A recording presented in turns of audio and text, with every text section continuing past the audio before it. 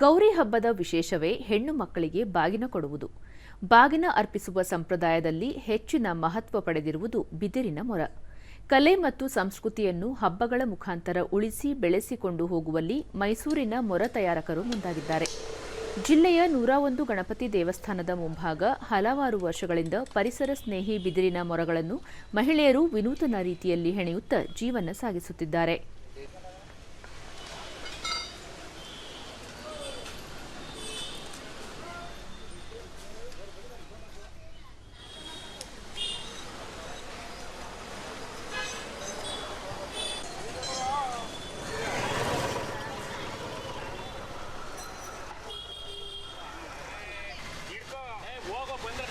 ಗೌರಿ ಹಬ್ಬ ಅಂದ್ರೆ ಮೊರ ತಗೊಳ್ಳೋದು. ಈ ಕುರಿತು ಹಿರಿಯ ಗ್ರಾಹಕರಾದ ರೇಖಾ, ಪ್ರತಿ ವರ್ಷದಂತೆ ಈ ವರ್ಷವೂ ಬಿದಿರಿನ ಮೊರ ಖರೀದಿಸಿ ಹಬ್ಬ ಆಚರಿಸಲು ಮುಂದಾಗಿದ್ದೇವೆ.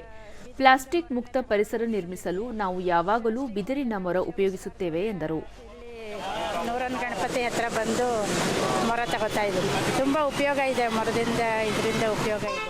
ನಾವು ಮೊರ ಬುಟ್ಟಿ ಇದರಲ್ಲೇ ನಾವು ಮೊರ ತಯಾರಿಸುವಲ್ಲಿ ನಿರತರಾಗಿರುವ ಪಾರ್ವತಿ, ಕಳೆದ 30 ವರ್ಷಗಳಿಂದ ಬಿದಿರಿನ ಮೊರ ತಯಾರಿಸುತ್ತಿದ್ದೇವೆ. ಈ ಕಾಯಕವನ್ನೇ ನಂಬಿ ಜೀವನ ನಡೆಸುತ್ತಿದ್ದೇವೆ. ಗ್ರಾಹಕರು ಪ್ಲಾಸ್ಟಿಕ್ ಮೊರ ಉಪಯೋಗಿಸಲು ಮುಂದಾದರೆ ಅದು ಪರಿಸರಕ್ಕೆ ಹಾನಿಕಾರಕ. ಅಂತೆಯೇ ನಮ್ಮ ಜೀವನಕ್ಕೂ ತೊಂದರೆಯಾಗಲಿದೆ ಎಂದು ಹೇಳಿದರು.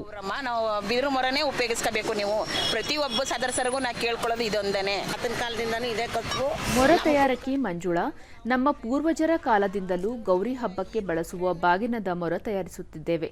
ವರ್ಷಕ್ಕೊಮ್ಮೆ ನಾವು ತಯಾರಿಸುವ ಮೊರದಿಂದ ನಮ್ಮ ಜೀವನ ನಡೆಯಲಿದೆ.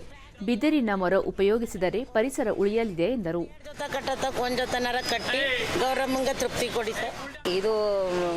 ಮತ್ತೋರ್ವ ಹಿರಿಯ ಮೊರ ತಯಾರಕಿ ಮಹದೇವಮ್ಮ, ಸಂಪ್ರದಾಯ ಉಳಿಸಿ ಬೆಳೆಸಲು ನಾವು ಹಲವಾರು ವರ್ಷಗಳಿಂದ ಬಿದಿರಿನ ಮೊರ ಹೆಣೆಯುತ್ತಿದ್ದೇವೆ.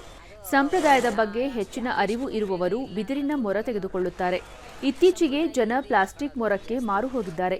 ಇದರಿಂದ ಒಂದು ಸಂಸ್ಕೃತಿಯೇ ನಾಶವಾಗಲಿದೆ ಎಂದು ಕಳವಳ ವ್ಯಕ್ತಪಡಿಸಿದರು.